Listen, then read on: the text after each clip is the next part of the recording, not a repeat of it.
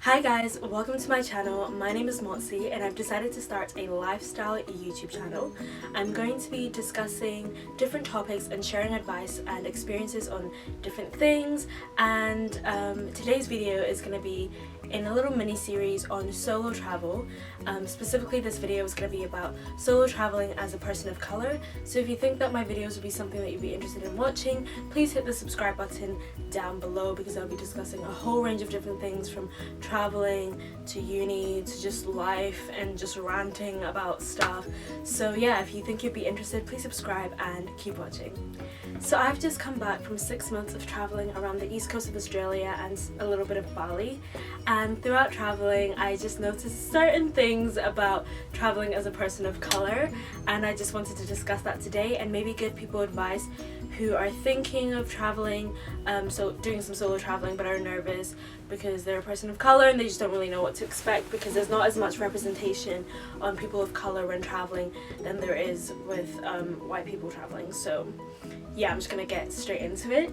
So while I was traveling, I noticed, I was like, why am I the only one most of the time? It made me think, I was like, why do people of color not travel? So I've compiled a little list. So I'm just gonna quickly get on that and read it. One reason why people of color don't travel is due to the family and like cultural expectations. So if you come from an African family, Caribbean family, an Asian family, they're kind of like, why would you take a gap year, go to uni, get a job, get married, have a family, like be rich, like why would you go to, like, why would you take a gap year? Sorry. Obviously you'd go to uni, that's the only option if you come from those families. So that's like one reason why loads of people of color do not travel, is because the expectations that are put on them by their parents and like their culture is kind of like, why would you do that? Luckily enough, my parents were quite supportive. To be honest, my dad was a bit hesitant at first, but he came around, and I also like compiled a really detailed plan of what I was gonna do, where I was gonna stay and when, like roughly, and what my intentions were when traveling. I'm gonna be honest here, nothing went to plan. But things like turned out better than I expected. But yeah, if you give your parents like a plan of, this is what I'm trying to do, this is what I want to do, and if you really like talk them into it, I'm sure like they'll be more than happy to like send you off to wherever you would want to go. Another thing why I think another reason why I think people of color don't solo travel is because of the political climate, and they feel as though that, oh, like maybe if I go to this country I'll be treated differently to how I'm treated now, and they're kind of used to the way people in their country that they live in treat them. All I have to say to that is that there are millions of people out there and in every country, and you will 100% come across rude, close-minded people. But for all those people that you come across that are rude and close-minded and just like a headache, you're gonna meet a whole host of just like amazing people who are open-minded and accepting and aren't gonna be act in discriminatory ways. So if you're concerned about that, like, don't be concerned about that, because that shouldn't stop you from traveling, you know what I mean? Like, you should just like go and do what you want. So yeah, that's like why I think people of color don't travel. So now I'm going to talk about, if you're a person of color and you are traveling, these are like the do's and don'ts, so stay tuned. Okay, so now I'm going to talk about the do's and don'ts, and I'm going to start with the don'ts so that we end on a high, because you know, always want to end on a high. So number one, and I feel really strongly about this, do not feed into people's stereotypes. There are a whole host of different stereotypes attached to different ethnicities and cultures, and stereotypes are really just oversimplified generalizations, and people will put these stereotypes on you, but don't feed into them. So when I was in my first hostel, I became friends with this other black boy from London, and we soon came to like realize that a lot of the people in this hostel, obviously it's an international hostel, so everybody's from all around the world, had actually never interacted with black people, and they were expecting us to like feed into stereotypes and act like the stereotype. I'll give you a couple examples. So when we go on nights out, they'd be like, oh my god, can you twerk, and it would just be like leave me alone. And like when the night out was over and we would go get food, everyone in the little group would be like deliberating, should we go to McDonald's, KFC, whatever. And they would always be like, oh, don't worry, like we'll stop by KFC for you guys. and it was kind of like, excuse me? And another like funny thing that happened, I was in the kitchen once, like boiling water to make pasta, and this girl came up to me and she was like, that smells amazing. and I was like, are you talking to me? And she was talking to me because there was nobody else around, and I was like, water smells amazing. And then I started sniffing the water like, does this smell amazing? But it's because like they see a black person cooking and they automatically think that, oh, it's gonna be something spicy and like, you know, when I was literally just boiling water. So yeah, don't feed into people's stereotypes, because they will expect you to act a certain way, and people need to realize that people of color are more than just, you know, their stereotypes. So, honey, you're more than just a chicken eating twerker. Like, don't feed into people's stereotypes. That is like something I feel extremely strongly about, so don't do that. Another don't is don't fall for guys who are just kind of like have this big checklist of all the ethnicities that they want to pursue.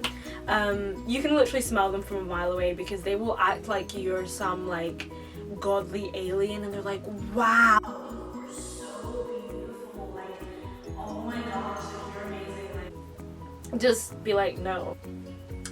Very important thing, and you can take this if you're a person of color or just solo traveling in general. Do not carry fear around you, like as an energy, because it really radiates. Obviously, solo traveling is extremely nerve-wracking, especially when you just plonked halfway across the world or wherever you decide to go, and you don't know the street signs, you don't know the people, you just don't know anything. So of course it's like nerve-wracking, but as much as you can, just try and act as confident as possible, because acting fearful could potentially put you in dangerous situations, because people could see that you're vulnerable and try and, you know, take advantage of you. So as much as you can, just try and act as confidently as possible, and like, don't carry fear, because it radiates. Another don't be disheartened if you come across a microaggression or something happens that's just a bit like, you know, and makes you feel like, oh my god, like, should I really be doing this? You are going to come across people who say little things and do things, but like, don't let that dishearten you. I worked for the most amazing au pair family ever, and I had such a great experience as an au pair. And there was another black au pair in the area at the time, and we took her kids to the park. And that was like my first microaggression that I experienced in Australia. So we took our kids to the park and we were playing, and they were twins, and the little girl started crying and she was just like throwing a tantrum, and then this woman came up to us and like went up to the child and was like, oh my god, are you okay? And like looked at us like, are they hurting you, type of thing.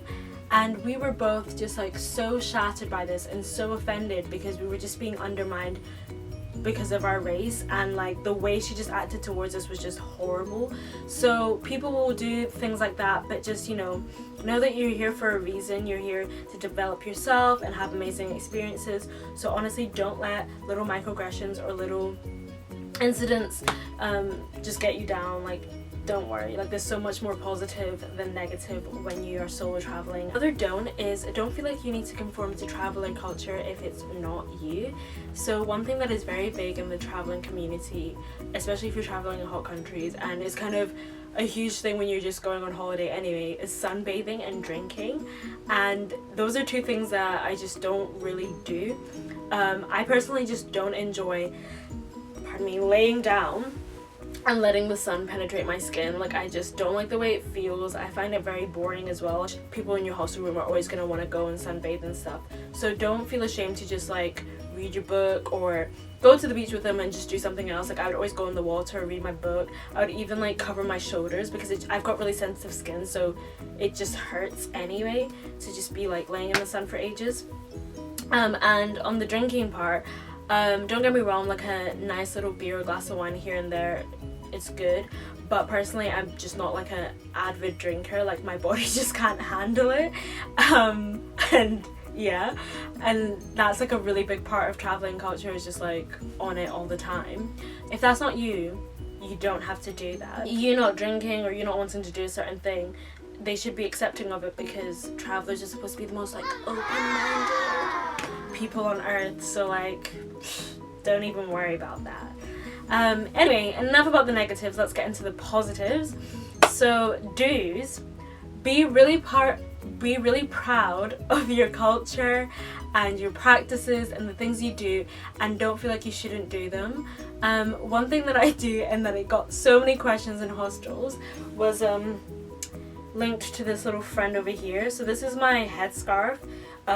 Also, like bad boys wear do-rags, and I basically just like wrap this around my head every night before I sleep, just to protect my braids.